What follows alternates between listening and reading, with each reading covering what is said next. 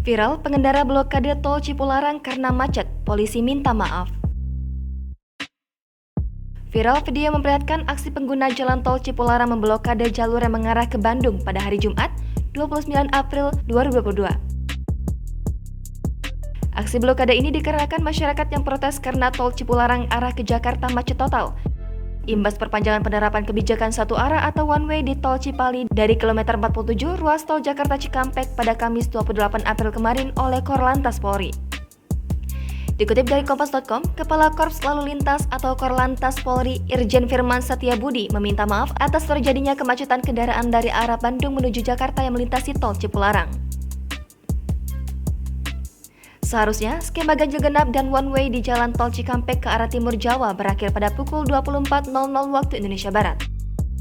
Namun pada Jumat 29 April dini hari, jumlah kendaraan yang hendak ke arah timur Jawa semakin meningkat sehingga kebijakan one way di jalan tol pun diperpanjang.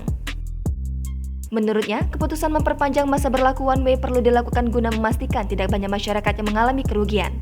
Ia juga mengajak masyarakat untuk tertib dan patuh aturan berkendara lalu lintas. Jangan lupa subscribe, share, komen, dan like ya!